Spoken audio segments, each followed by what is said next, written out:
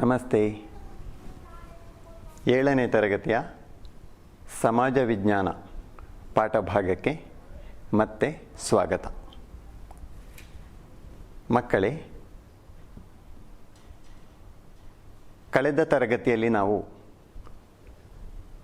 ಪ್ರಾಥಮಿಕ, ದ್ವಿತೀಯ ಹಾಗೂ ತೃತೀಯ ವಲಯಗಳಲ್ಲಿ ಉದ್ಯೋಗಾವಕಾಶಗಳು ಎಷ್ಟಿವೆ ಎಂಬುದನ್ನು ನೋಡಿದ್ದೇವೆ. ಹಾಗೆಯೇ ಉಳಿದ 2 ವಲಯಗಳಿಗಿಂತಲೂ ಪ್ರಾಥಮಿಕ ವಲಯವು ಅತಿ ಹೆಚ್ಚು ಉದ್ಯೋಗಾವಕಾಶಗಳನ್ನು ಸೃಷ್ಟಿಸುತ್ತಿದೆ. ಆದರೂ ದ್ವಿತೀಯ ಹಾಗೂ ತೃತೀಯ ವಲಯಗಳಲ್ಲಿ ಉದ್ಯೋಗ ಲಭ್ಯತೆ ಹೆಚ್ಚುತ್ತಿದೆ ಎಂಬುದನ್ನು ಕೂಡ ಮನದಟ್ಟು ಮಾಡಿದ್ದೇವೆ ಅಲ್ವಾ? ಅದು ಮಾತ್ರ ಅಲ್ಲ, ಸ್ವಾತಂತ್ರ್ಯ ನಂತರ ಆಹಾರ ಧಾನ್ಯಗಳ ಉತ್ಪಾದನಾ ಪ್ರಮಾಣದಲ್ಲಿ ಗಣನೀಯವಾದ ಏರಿಕೆಯಾಗುತ್ತಿರುವುದನ್ನು ಕೂಡ ನೋಡಿದ್ದೇವೆ. ಇಷ್ಟು ವಿಚಾರಗಳ ಜೊತೆಗೆ ಆಹಾರದ ಸುರಕ್ಷೆ ಹಾಗೂ ಸ್ವಾವಲಂಬನೆ ಬಗ್ಗೆ ಕೂಡ ಚರ್ಚೆ ಮಾಡಿ, ಇನ್ನೂ ಕೂಡ ಭಾರತದಲ್ಲಿ ಬಡತನ ಎಂಬ ಮಹಾಮಾರಿ ನೆಲೆ ನಿಂತಿದೆ ಎಂಬುದನ್ನು ಅರ್ಥ ಮಾಡಿಕೊಂಡಿದ್ದೇವೆ. ಇದಕ್ಕಾಗಿ ಸರಕಾರ ವಿವಿಧ ಯೋಜನೆಗಳನ್ನು, ಕಾರ್ಯಕ್ರಮಗಳನ್ನು ಹಮ್ಮಿಕೊಳ್ಳುತ್ತಿದೆ ಅಂತ ಕೂಡ ನಾವು ತಿಳಿದಿದ್ದೇವೆ. ಹಾಗಾದರೆ ಪ್ರೀತಿಯ ಮಕ್ಕಳೇ, ಇಂದಿನ ತರಗತಿಯಲ್ಲಿ ನಾವು ಬಡತನ ನಿರ್ಮೂಲನೆಗಾಗಿ ನಮ್ಮ ಸರಕಾರ ಜಾರಿಗೊಳಿಸಿರುವಂತಹ ವಿವಿಧ ಯೋಜನೆಗಳು ಹಾಗೂ ಕಾರ್ಯಕ್ರಮಗಳ ಬಗ್ಗೆ ವಿವರವಾಗಿ ತಿಳಿಯೋಣ.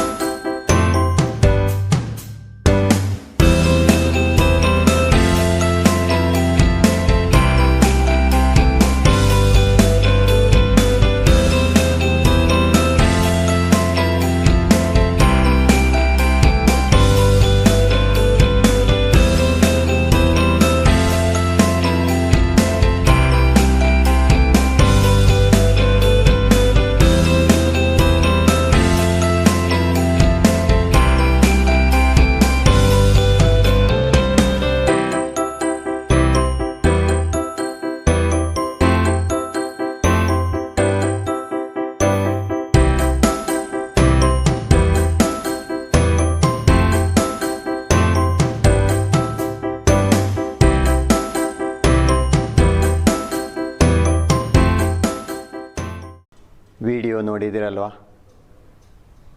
ಸರಕಾರದಿಂದ ನಮಗೆ ಸಿಗುವಂತಹ ವಿವಿಧ ಸೌಲಭ್ಯಗಳನ್ನು ಪಡೆಯುವಂತಹ ದೃಶ್ಯಗಳು ಅಲ್ವಾ?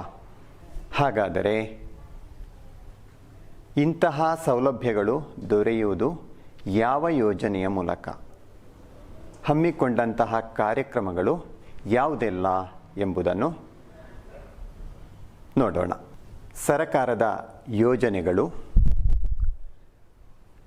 ಅನ್ನಪೂರ್ಣ, ಅಂತ್ಯೋದಯ ಅನ್ನ ಯೋಜನೆ, ಮಹಾತ್ಮ ಗಾಂಧಿ ರಾಷ್ಟ್ರೀಯ ಗ್ರಾಮೀಣ ಉದ್ಯೋಗ ಖಾತರಿ ಯೋಜನೆ, ಸ್ವರ್ಣ ಜಯಂತಿ ಶಹಾರಿ ರೋಜ್ಗಾರ್ ಯೋಜನೆ. ಸರಕಾರದ ಕಾರ್ಯಕ್ರಮಗಳನ್ನು ನೋಡುವುದಾದರೆ, ಸಂಯೋಜಿತ ಶಿಶುಕ್ಷೇಮ ಕಾರ್ಯಕ್ರಮ, ಶಾಲೆಗಳಲ್ಲಿ ಮಧ್ಯಾಹ್ನದ ಊಟ ಕಾರ್ಯಕ್ರಮ, ರಾಷ್ಟ್ರೀಯ ಗ್ರಾಮೀಣ ಉಪಜೀವನ ಮಾರ್ಗ.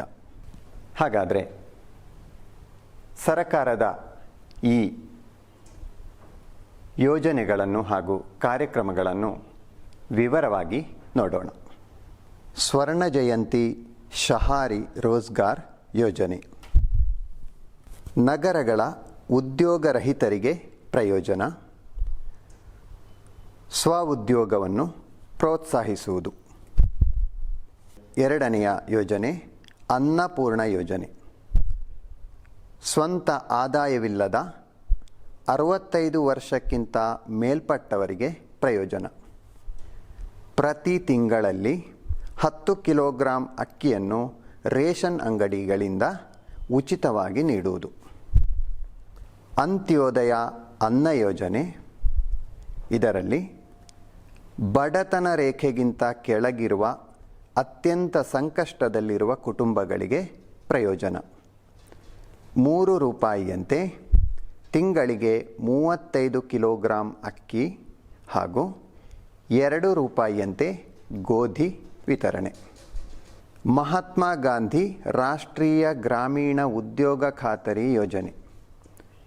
ಇದರಲ್ಲಿ ಕೆಲಸ ಮಾಡಲಿರುವ ಆರೋಗ್ಯ ಹಾಗೂ ಸನ್ನದ್ಧತೆ ಇರುವವರಿಗೆ ಕೆಲಸ. 100 ದಿನಗಳ ಉದ್ಯೋಗವನ್ನು ಖಚಿತಗೊಳಿಸುವುದು. 18 ವರ್ಷ ಪ್ರಾಯ ಪೂರ್ತಿಯಾದವರಿಗೆ ನೋಂದಾವಣೆ ಮಾಡಬಹುದು. ಫಲಾನುಭವಿಗಳಲ್ಲಿ 3ರಲ್ಲಿ 1 ಮಹಿಳೆಯರಾಗಿರಬೇಕು. ಇನ್ನು ಸರಕಾರದ ವಿವಿಧ ಕಾರ್ಯಕ್ರಮಗಳನ್ನು ನೋಡೋಣ. ಒಂದನೆಯದು, ಶಾಲೆಗಳಲ್ಲಿ ಮಧ್ಯಾಹ್ನ ಊಟದ ಕಾರ್ಯಕ್ರಮ. ಎಲ್ಲ ಸರಕಾರಿ ಅಥವಾ ಸರಕಾರಿ ಅನುದಾನಿತ ಶಾಲೆಗಳ 8ನೇ ತರಗತಿಯವರೆಗಿನ ವಿದ್ಯಾರ್ಥಿಗಳಿಗೆ ಪ್ರಯೋಜನ. ಶಾಲೆಗಳ ಮೂಲಕ ಪೋಷಕಾಂಶಯುಕ್ತ ಆಹಾರವನ್ನು ಖಚಿತಪಡಿಸುವುದು. ಇನ್ನೊಂದು ಕಾರ್ಯಕ್ರಮ ರಾಷ್ಟ್ರೀಯ ಗ್ರಾಮೀಣ ಉಪಜೀವನ ಮಾರ್ಗ. ಸ್ವಸಹಾಯ ಸಂಘಗಳಿಗೆ ಸಹಾಯ ನೀಡುವುದು, ಬ್ಯಾಂಕ್ ಸಾಲ ಮತ್ತು ಸಬ್ಸಿಡಿಯ ಮೂಲಕ ಹಣ ಒದಗಿಸುವುದು. ಮತ್ತೊಂದು ಕಾರ್ಯಕ್ರಮವನ್ನು ನೋಡೋಣ. ಸಂಯೋಜಿತ ಶಿಶುಕ್ಷೇಮ ಕಾರ್ಯಕ್ರಮ ಅಂಗನವಾಡಿಗಳ ಮೂಲಕ ಜಾರಿ. 6 ವರ್ಷಕ್ಕಿಂತ ಕೆಳಗಿನ ಮಕ್ಕಳಿಗೆ, ಗರ್ಭಿಣಿಯರಿಗೆ, ಮೊಲೆಯುಣಿಸುವ ತಾಯಂದಿರಿಗೆ ಇದರ ಪ್ರಯೋಜನ. ನಿಶ್ಚಿತ ಅಳತೆಯಲ್ಲಿ ಪೋಷಕಾಹಾರ ನೀಡುವುದು. ಮಕ್ಕಳೇ, ಸರಕಾರದ ವಿವಿಧ ಯೋಜನೆಗಳು ಹಾಗೂ ಕಾರ್ಯಕ್ರಮಗಳ ನಿಯಮಗಳೇನು ಎಂಬುದನ್ನು ನೋಡಿದ್ದೇವೆ. ಹಾಗಾದರೆ ಇದರ ಪ್ರಯೋಜನ ಯಾರಿಗೆಲ್ಲ ಸಿಗ್ತಾ ಇದೆ ಅಂಥೇಳಿ ನೋಡೋಣ. ನೋಡಿ, ಶಾಲಾ ಮಕ್ಕಳಿಗೆ ಮಧ್ಯಾಹ್ನದ ಊಟವನ್ನು ಖಾತರಿಪಡಿಸುತ್ತದೆ. ಸ್ವಸಹಾಯ ಸಂಘಗಳಿಗೆ ಸಹಾಯವನ್ನು ದೃಢಪಡಿಸುತ್ತದೆ. ಅಂಗನವಾಡಿ ಮಕ್ಕಳಿಗೂ ಹಾಲುಣಿಸುವ ತಾಯಂದಿರಿಗೂ ಪೋಷಕ ಆಹಾರವನ್ನು ನೀಡುತ್ತದೆ. ಇನ್ನು ವಯಸ್ಕರಿಗೆ ಉಚಿತವಾಗಿ ಆಹಾರ ವಸ್ತುಗಳನ್ನು ಲಭ್ಯವಾಗುವಂತೆ ಮಾಡುತ್ತದೆ. ಈ ಯೋಜನೆಗಳು ಸ್ತ್ರೀಯರಿಗೂ ಪುರುಷರಿಗೂ ಉದ್ಯೋಗವನ್ನು ಕೂಡ ಖಾತರಿಗೊಳಿಸುತ್ತದೆ. ಹಾಗಾದರೆ ಮಕ್ಕಳೇ, ಸರಕಾರ ಬಡವರಿಗಾಗಿ ಬಡತನವನ್ನು ದೂರ ಮಾಡಲು ಬೇಕಾದಷ್ಟು ಕಾರ್ಯಕ್ರಮಗಳನ್ನು ಹಾಕಿಕೊಂಡಿದೆ ಅಂಥೇಳಿ ನೋಡಿದೆವು. ಹಾಗಾದರೆ ಜನಸಾಮಾನ್ಯರಿಗೆ ಪ್ರಯೋಜನವಾಗುವಂತಹ ಯಾವ ಯಾವ ವ್ಯವಸ್ಥೆಗಳು ನಮ್ಮ ಪ್ರದೇಶದಲ್ಲಿ ಇವೆ ಅಂಥೇಳಿ ನೋಡಬೇಕಾಗಿದೆ. ನಾನು ಕೆಲವು ಪ್ರಶ್ನೆಗಳನ್ನು ಕೇಳ್ತೇನೆ, ಉತ್ತರಿಸ್ತೀರಾ? ಸರಿ. ನಮ್ಮ ನಿತ್ಯೋಪಯೋಗಿ ವಸ್ತುಗಳು ಯಾವುದೆಲ್ಲ ನಿಮಗೆ ಗೊತ್ತು? ಅಕ್ಕಿ ಮಾತ್ರವಾ? ಅಲ್ಲ, ಅಕ್ಕಿಯ ಜೊತೆಗೆ ಇತರ ಅನೇಕ ನಿತ್ಯೋಪಯೋಗಿ ವಸ್ತುಗಳನ್ನು ನಾವು ಬಳಸ್ತೇವೆ. ಹಾಗಾದರೆ ಅವುಗಳನ್ನು ಎಲ್ಲಿಂದ ಖರೀದಿಸುತ್ತೀರಿ? ಎಲ್ಲ ಕೇಂದ್ರಗಳಲ್ಲಿ ಕೂಡ ಒಂದೇ ಬೆಲೆ ಇರುವುದಾ? ನ್ಯಾಯ ಬೆಲೆಗೆ ಕೂಡ ನಿತ್ಯೋಪಯೋಗಿ ವಸ್ತುಗಳು ದೊರಕ್ತದಾ? ಅಂತಹ ಕೇಂದ್ರಗಳು ಯಾವುದಾದ್ರೂ ಇವೆಯಾ? ಉತ್ತರ ಏನು? ಇವೆ. ನಿಮಗೆ ಹೆಚ್ಚಿನವರಿಗೆ ಅದು ತಿಳಿದಿರಬಹುದು. ಆಹಾರದ ಭದ್ರತೆಯನ್ನು ಖಚಿತಪಡಿಸಲು ವಿವಿಧ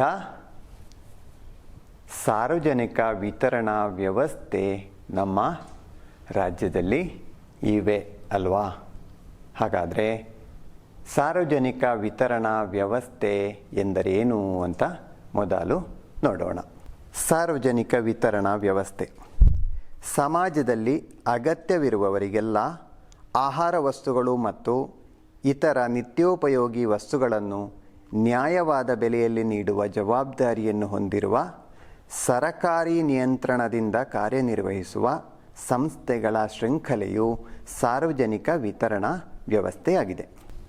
ಮಕ್ಕಳೇ, ಹಾಗಾದರೆ ಸರಕಾರದ ನಿಯಂತ್ರಣದಲ್ಲಿರುವಂತಹ ಸಾರ್ವಜನಿಕ ವಿತರಣಾ ವ್ಯವಸ್ಥೆಗಳು ಯಾವುದೆಲ್ಲ ಅಂತ ನಿಮಗೆ ತಿಳಿದಿದೆಯಾ? ನ್ಯಾಯಬೆಲೆ ಕೇಂದ್ರಗಳು ಯಾವುದೆಲ್ಲ ಅಂತ ಸೂಚಿಸುವಂತಹ ಒಂದು ವಿಡಿಯೋ ಇದೆ, ನೋಡಿ ಬರೋಣ ಅಲ್ವೇ?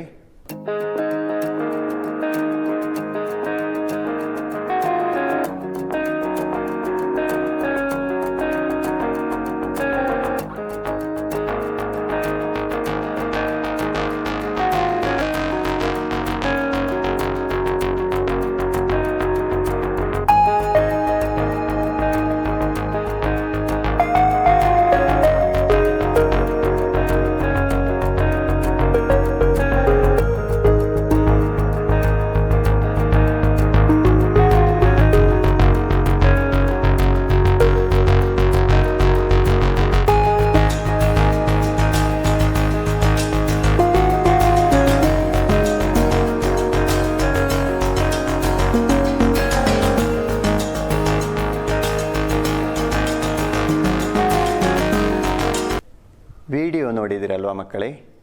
ಹಾಗಾದರೆ ನಾವು ನೋಡಿದಂತಹ ಈ ಸಾರ್ವಜನಿಕ ವಿತರಣಾ ಕೇಂದ್ರಗಳು ಯಾವುದೆಲ್ಲ ಮತ್ತು ಆ ಕೇಂದ್ರಗಳಲ್ಲಿ ಯಾವೆಲ್ಲ ಸಾಮಗ್ರಿಗಳನ್ನು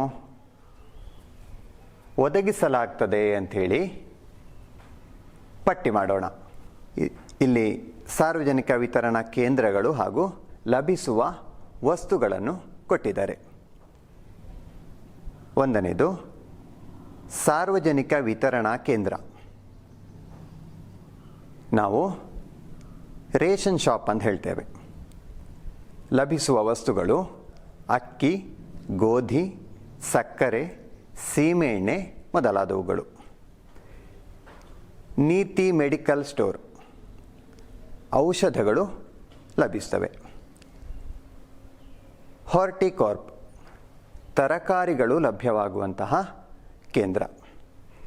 ಇನ್ನು Supplyco supermarket, Nanma store, Neethi store, Labham Supplyco market, Maveli store, Triveni supermarket, Triveni floating supermarket, ಇವೆಲ್ಲವೂ ಕೂಡ ನಿತ್ಯೋಪಯೋಗಿ ವಸ್ತುಗಳು ದೊರಕುವಂತಹ, ಅದು ಕೂಡ ನ್ಯಾಯ ಬೆಲೆಗೆ ದೊರಕುವಂತಹ ಕೇಂದ್ರಗಳು. ಪ್ರೀತಿಯ ಮಕ್ಕಳೇ, ನ್ಯಾಯಬೆಲೆಯಲ್ಲಿ ನಮಗೆ ನಿತ್ಯೋಪಯೋಗಿ ಸಾಧನಗಳು ದೊರಕುವಂತಹ ಕೇಂದ್ರಗಳು ಯಾವುದೆಲ್ಲ ಅಂತ ನೋಡಿದೆವು. ಸರಕಾರದ ಮೂಲಕ ನಡೆಸುವಂತಹ ಈ ಕೇಂದ್ರಗಳಿಂದ ನಮಗೆ ದೊರೆಯುವಂತಹ ಪ್ರಯೋಜನಗಳು ಏನು ಅಂತ ನಾವು ಕೆಲವು ನಿಗಮನಗಳಿಗೆ ತಲುಪುವುದು. ಹಾಗಾದರೆ ನಾವು ಯಾವ ನಿಗಮನಗಳಿಗೆ ಬಂದು ತಲುಪ್ತೇವೆ?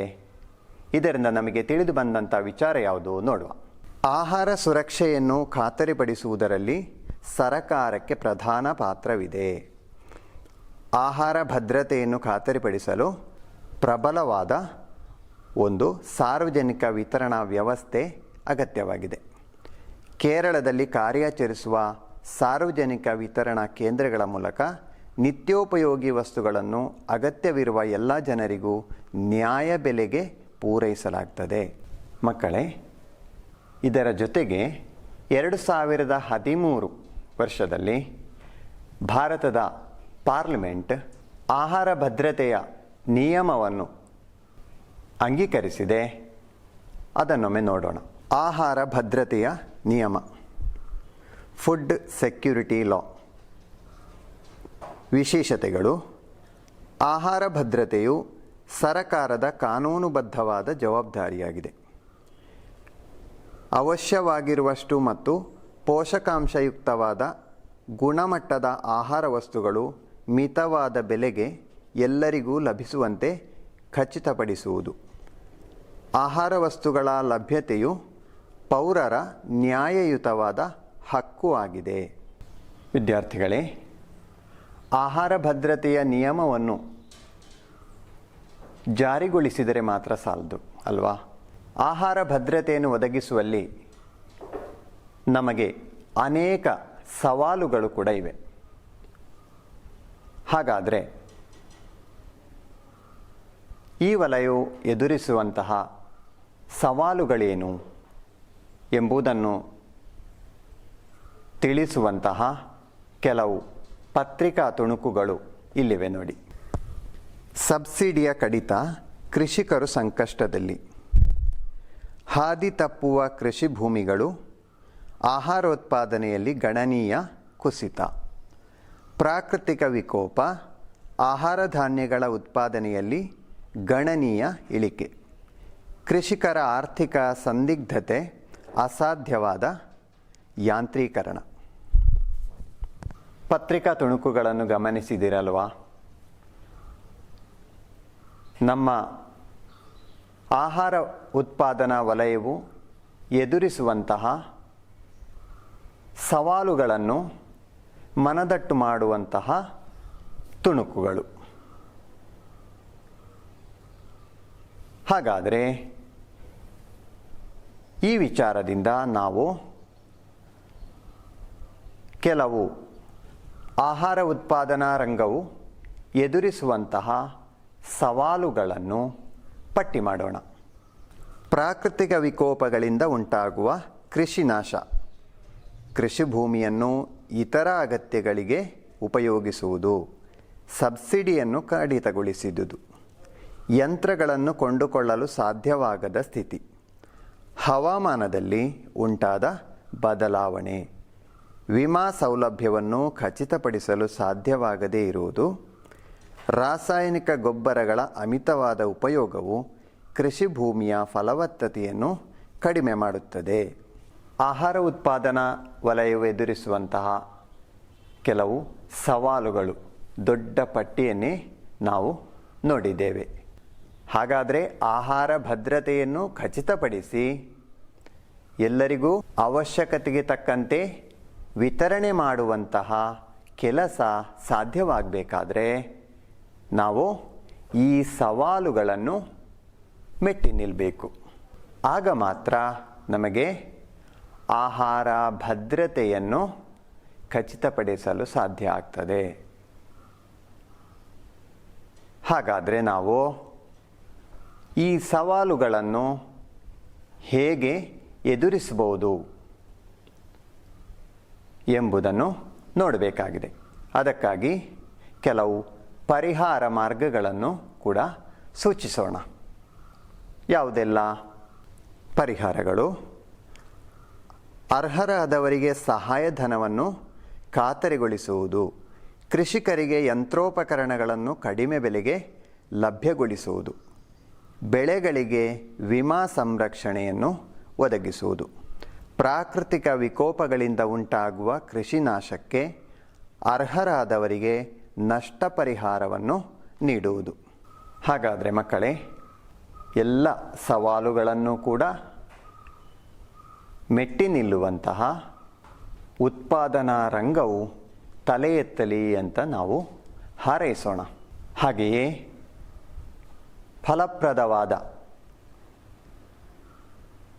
ಸಾರ್ವಜನಿಕ ವಿತರಣಾ ವ್ಯವಸ್ಥೆ ಕೂಡ ಜಾರಿಯಾಗಲಿ ಅಂತ ಆಶಿಸುವ. ಸರಕಾರದ ಕ್ಷೇಮ ಯೋಜನೆಗಳು ಆಹಾರ ಭದ್ರತೆ ಎಂಬ ಉದ್ದೇಶವನ್ನು ಈಡೇರಿಸಲು ಸಹಾಯಕವಾಗಲಿ ಅಂತ ಪ್ರಾರ್ಥಿಸೋಣ ಅಲ್ವಾ? ಹಾಗಾದರೆ ಮಕ್ಕಳೇ, ಇಂದಿನ ತರಗತಿಯಲ್ಲಿ ನಾವು ಚರ್ಚಿಸಿದಂತಹ ವಿಷಯಗಳನ್ನು ಒಮ್ಮೆ ನೆನಪಿಸಿಕೊಳ್ಳೋಣ. ಸರಕಾರ ಜಾರಿಗೊಳಿಸಿದಂತಹ ವಿವಿಧ ಬಡತನ ನಿರ್ಮೂಲನಾ ಯೋಜನೆಗಳು ಹಾಗೂ ಕಾರ್ಯಕ್ರಮಗಳನ್ನು ನೋಡಿದ್ದಾಯಿತು. ಕೇರಳದ ಸಾರ್ವಜನಿಕ ವಿತರಣಾ ವ್ಯವಸ್ಥೆ, ನ್ಯಾಯಬೆಲೆಯ ಕೇಂದ್ರಗಳು ಹಾಗೂ ಅವುಗಳಲ್ಲಿ ದೊರಕುವಂತಹ ಸಾಮಗ್ರಿಗಳು ಯಾವುದೆಲ್ಲ ಅಂತ ಚರ್ಚಿಸಿ ಆಯಿತು. ಹಾಗೂ ಕೊನೆಯದಾಗಿ ಆಹಾರ ಉತ್ಪಾದನಾ ವಲಯವು ಎದುರಿಸುವಂತಹ ಸಮಸ್ಯೆಗಳು ಅಥವಾ ಸವಾಲುಗಳನ್ನು ಕೂಡ ನಾವು ನೋಡಿದ್ದೇವೆ. ಹಾಗೆ ಪರಿಹಾರವನ್ನು ಕೂಡ ಸೂಚಿಸಿದ್ದೇವೆ. ಇಷ್ಟು ವಿಚಾರಗಳನ್ನು ಇಲ್ಲಿಯವರೆಗೆ ನಾವು ಬಹಳ ವಿವರವಾಗಿ ಚರ್ಚೆ ಮಾಡಿ ಅರ್ಥ ಮಾಡಿಕೊಂಡಿದ್ದೇವೆ. ಕೊನೆಯದಾಗಿ ಮುಂದುವರಿದ ಚಟುವಟಿಕೆಯನ್ನು ಕೂಡ ನೋಡೋಣ ಅಲ್ವಾ? ಮುಂದುವರಿದ ಚಟುವಟಿಕೆ, ನಿಮ್ಮ ಪ್ರದೇಶದಲ್ಲಿ ಆಹಾರೋತ್ಪಾದನಾ ರಂಗವು ಎದುರಿಸುತ್ತಿರುವ ಪ್ರಧಾನ ಸವಾಲುಗಳನ್ನು ಕಂಡುಕೊಂಡು ಪರಿಹಾರ ಮಾರ್ಗಗಳನ್ನು ಸೂಚಿಸಿರಿ. ಈ ಚಟುವಟಿಕೆಯನ್ನು ಮಾಡುವಿರಿ ತಾನೆ? ಗುಡ್. ಹಾಗಾದರೆ ಇಲ್ಲಿಗೆ ಆರ್ಥಿಕ ಮೂಲಗಳು ಪಾಠ ಭಾಗ ಸಂಪನ್ನಗೊಂಡಿರ್ತದೆ. ಎಲ್ಲರಿಗೂ ಕೂಡ ವಂದನೆಗಳು.